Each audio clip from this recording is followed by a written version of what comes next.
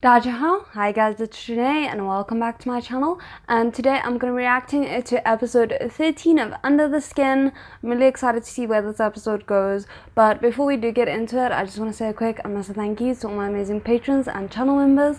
If you're interested in joining either of those for early access and uncut reactions, the links for it will be in the description below along with my social media and my PO box, and if you want to subscribe, that is always greatly appreciated. Also, this is the first video that I'm filming after hitting 6,000 subscribers, so thank you so much for that. I really appreciate it. It's insane. It keeps on being insane. Yeah, thank you. Anyway, without further ado, let's get into today's video.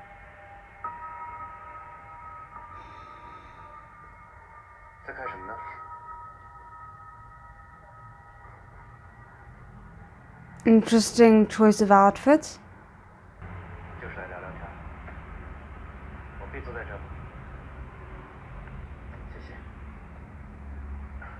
I appreciate the fact that he chose to sit at the opposite side of the bed, allowing a bit of distance between them.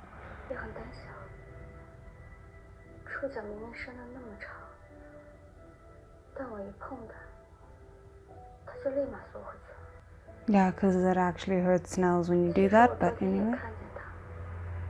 Oh my soul, why did that look so cute?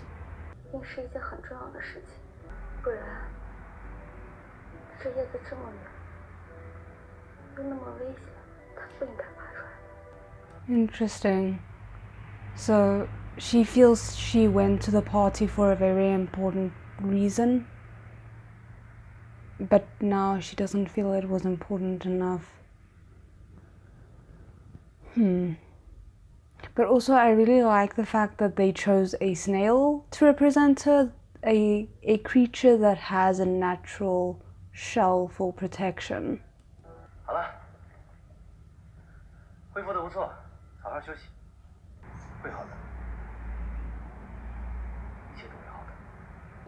That's kind of interesting as well, because from the way like you as a stranger would probably view him, it might seem like, oh, this man is just like, he's nice, thank you for the sentiment, but he has no idea what he's talking about. Whereas like we as the audience know that he himself has gone through quite a lot of trauma, so he is speaking from experience, which probably goes to show you shouldn't judge people's words until you know their story.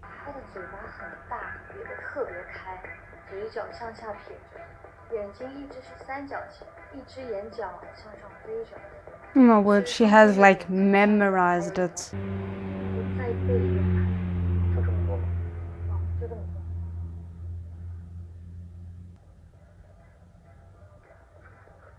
I like this music that was chosen. It like has this nice pacing.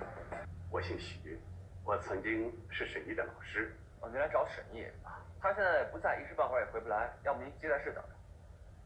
啊，哎，我能去看看他的画吗？可以。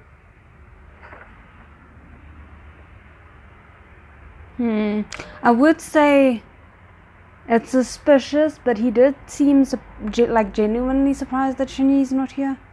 We shall see, we shall see. I don't want to judge him too soon.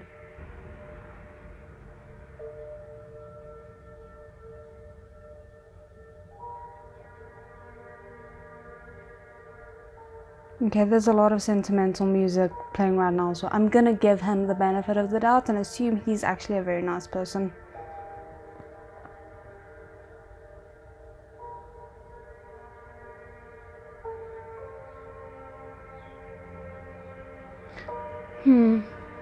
I wonder if there's gonna be a parallel between Shinyi's teacher and the fact that something happened to the captain.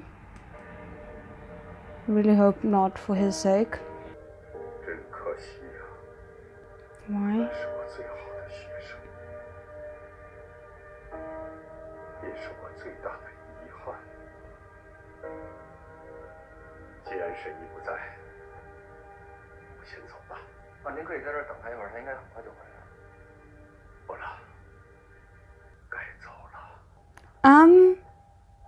Did Zheng pick up on something? This is weird. Like something is very off.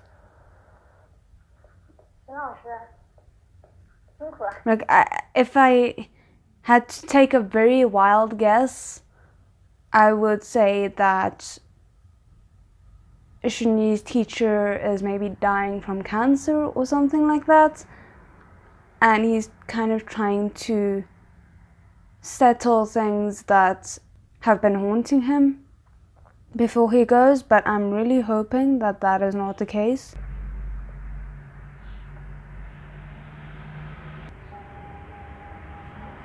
Interesting. No, he's separating out the different descriptions so he can get a clear view of what the face could look like using the different features. I'm assuming. 这就是结果。每个目击者都有自己的表达体系，有的人侧重外观形态，有的人侧重感知。刘小叶属于后者。Oh my soul, that's like the worst. Instead of becoming numb to it, everything became like enhanced. 这个鼻头、鼻梁和鼻尖，你为什么分开画，不把它们合在一起呢？如果把它的叙述按一个鼻子，不可能是鹰钩鼻，又是鼻孔朝天，又鼻梁很长。这些特征是因为致幻剂导致受害者失去了时间意识。So I'm really hoping they're not saying that she was raped by multiple people, because that seems to be what's being implied. 这些，可是如果这不是一张脸，不止一个强奸犯。继续。把几个人的脸融在了一起，这是一起轮奸案。Damn it! 我们下一步就是要把这些五官还原到正确的位置上。首先，我们需要剥离出哪些是因为致幻导致的明暗，哪些是不同脸上的元素。所以，这不能取，我们能依赖的就是这些五官的特征和细节。你看这些五官，从解剖学的角度、透视的角度，这只流泪的眼睛和这个嘴。看向右侧这只耳朵和左侧这只眼睛。This is so interesting. I absolutely love all the different kinds of cases that we've seen up until now. I hate the fact that it's a rape case, but unfortunately it is something that happens. 五官明显不够啊。不止你看到的五官，因为致幻，有很多不明情况的元素。可能隐藏着其他面部细节。从这只眼睛的位置上看，那个法令纹看起来像是一个被漏掉的鼻子。我实在是找不到新的元素。Yeah, she's not used to pulling all-nighters like this crazy man is. 从头骨解剖学的角度，把残肢的五官都画出来。It's kind of interesting because we have the teacher mentor for Shini coming in this episode, and here we have Shini almost taking on a mentorship role for this young police officer who could potentially become a good portrait person herself. So I don't know. I wonder if that's very intentional, because it does seem to be. Maybe I'm overanalyzing again. Let's move on.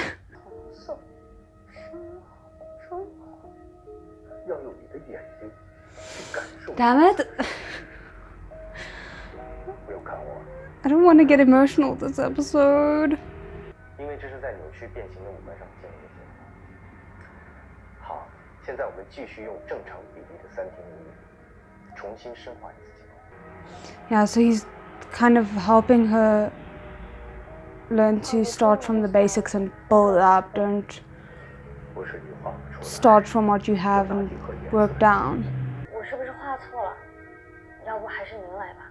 不要担心自己会画错，你有疑虑，就是害怕自己驾驭不了手工，要试着把它拉进去。It's interesting because a lot of the times when screenwriters try and be very like wise with their words, it can feel meaningless, but I actually genuinely understand what he's saying here, and it makes me think that the screenwriter and the person that they worked with to provide them the information for this series worked very closely together.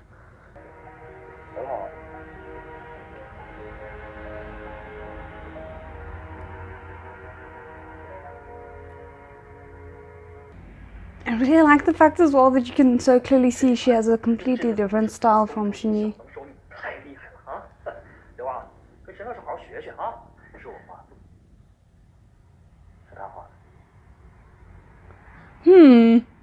Wonder if that was a little bit intentional on Shinji's part too, because he saw how her fellow police officer was kind of walking all over her and not respecting the value that she brought into the case. 是沈老师带着我画的。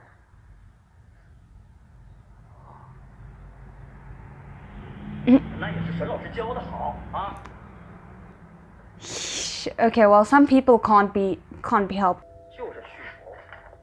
我查了他们的手机和电脑了，文件夹里边呢，存的都是跟踪女生侧背的照片。迷幻药在他们的住处也找到，这3个画像照片基本一致。这些斑呀、疤呀，他们怎么都没有啊？这就像我们拆了一件东西，批过去的时候却发现多了一个零件，要么是批错了，要么这个零件本来就不属于这个东西，很有可能还有第4个。Yeah.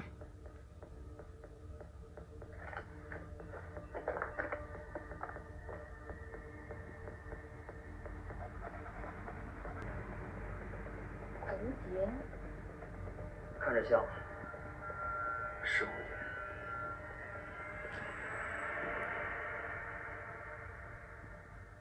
我想让小叶看看这幅画。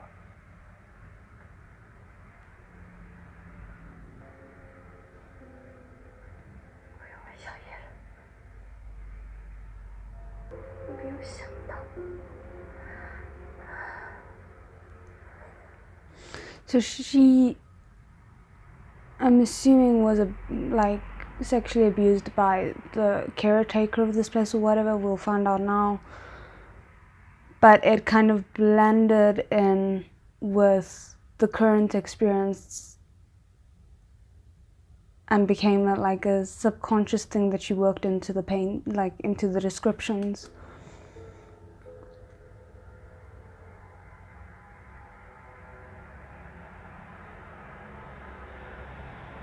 But that also explains why even so many years later she's conservative, drawn back.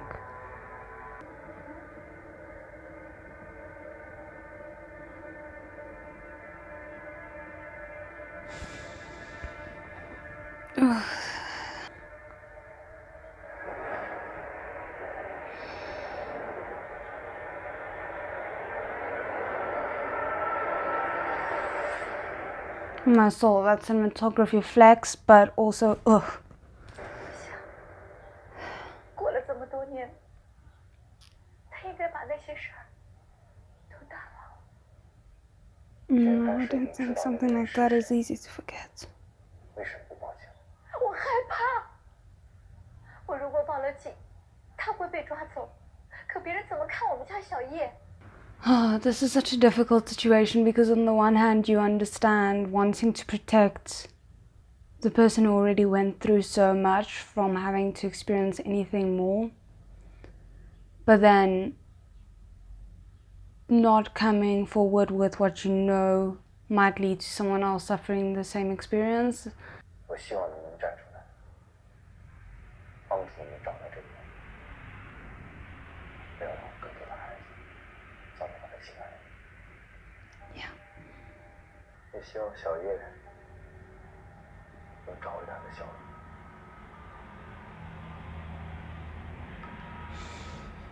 这种蝴蝶只产自南美丛林，市价至少开到了28万，不到它1两万。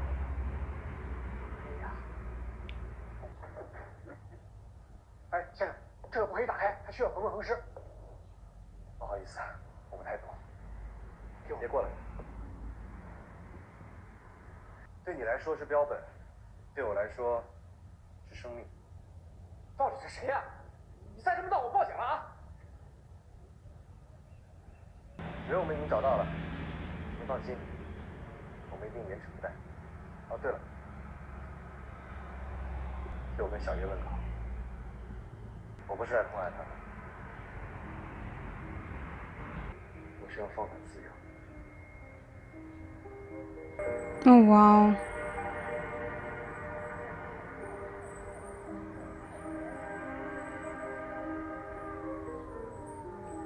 That was beautifully done, but it's very depressing. 也不知道谁画的也太丑了，是吧？哎，沈老师，你快看这画，你能看出来这画是什么吗？专业看。Don't give him away. Come on, please let him retain some of his dignity. Just be like, oh, this is interesting, and move along. 我像吗？画画的人特点抓得很准，挺有天赋的。这让人开玩笑。I appreciate that so much. 我这画的都是我画的呢，什么呀？这是你闭着我。真的你有相关。No, don't push it.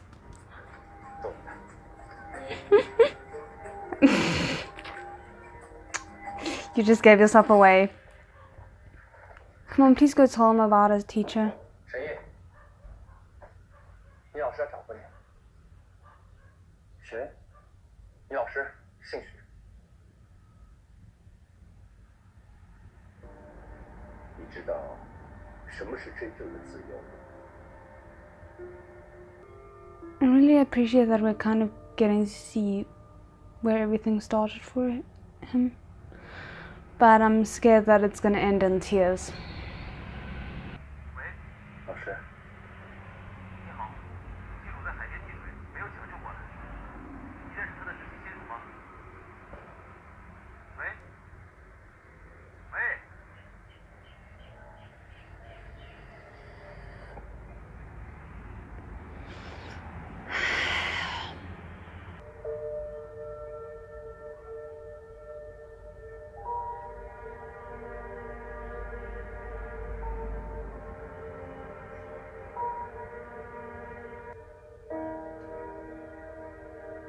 符合生前溺亡特征，没有发现他杀的可疑现象，可以认定为自杀。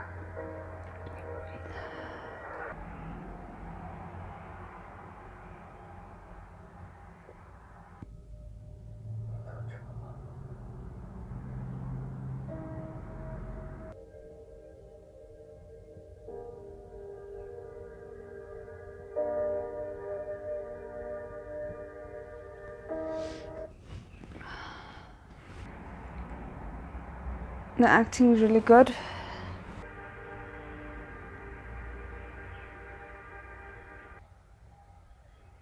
他现在这个状态不适合工作，你让他先回去吧。Yeah, probably. But at the same time, I don't think he should actually go home. I think he should go to somewhere where he has people that'll be able to take care of him for a bit. Because his apartment is lonely. 你们能不能放沈毅走啊？你说什么？你们能不能放沈毅走？这画像师很多，你们再找一个画像师很容易，但培养一个他这样的艺术家太难了。您对沈毅在艺术上的天分很推崇，但他的天赋不仅如此，他有从人脸看透人心的本事。我发现他有成为一名优秀警察的素质，而且更重要的，我们都知道他是真心热爱这份职业。Yeah, I was about to say, like, that is actually the most important thing, is not whether anyone wants him to be doing this and wants to keep him here, but whether he wants to stay. And you can't take that away from him. 作为他的老师，你应该会尊重他的选择吧。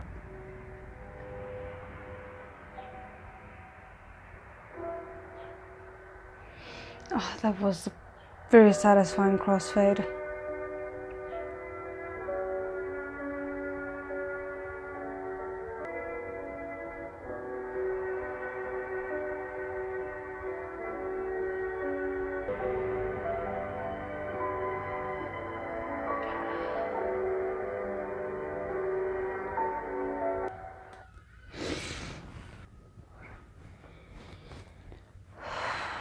The cinematography is very beautiful as well here.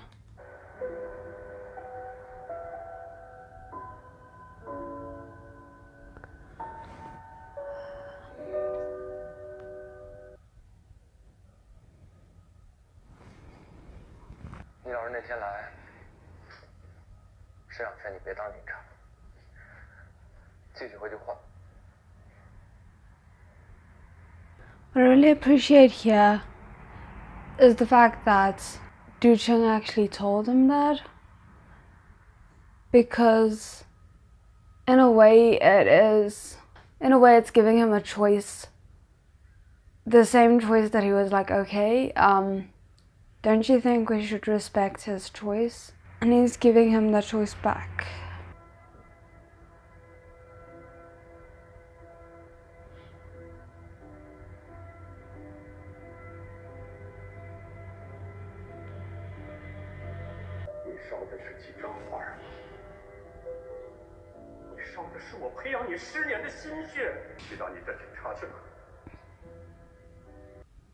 It's interesting to me here though, because it almost seemed like, from what he was saying, that he wanted to correct for a mistake that he made in his past.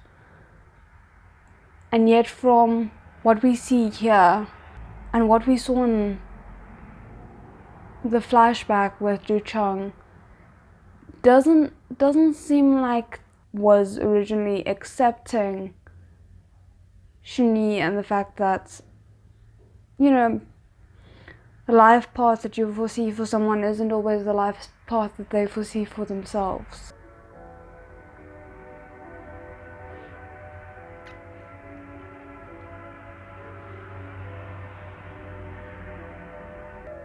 Damn, are you telling me that they committed suicide on their 40th wedding anniversary?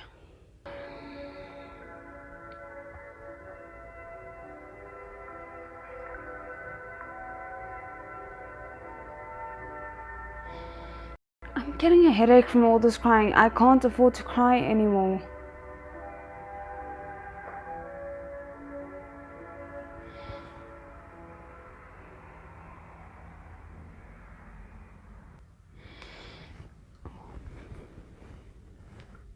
At this point, I literally feel like I'm making myself cry because my brain just went, what if there's a family portrait of the three of them on that hidden canvas? Okay, but before I descend into more tears, I wanted to say I'm glad that Du-Cheng is there for like emotional support. I need emotional support right now, damn it.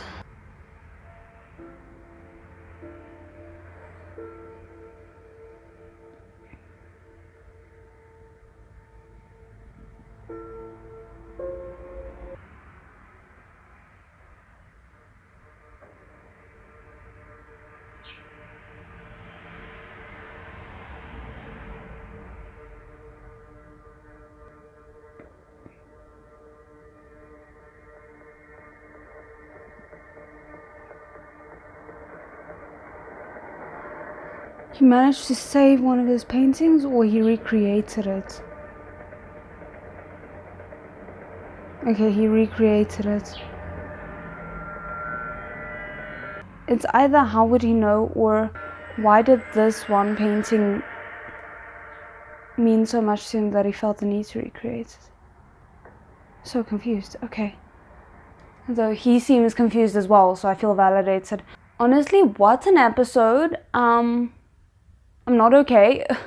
I thought the rape victim was gonna be the thing that like pushed me over the edge this episode, but no, they just threw me into the deep end with a lot of more emotions that I didn't see coming. It was a really good episode,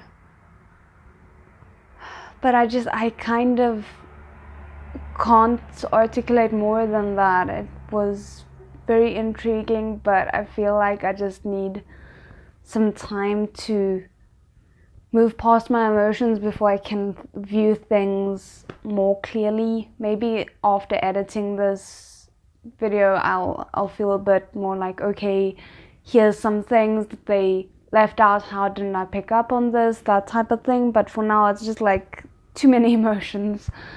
So yeah, anyway, I hope you guys still enjoyed it. Sorry for all the crying, but otherwise I'll see you guys in the next one. ZHENG.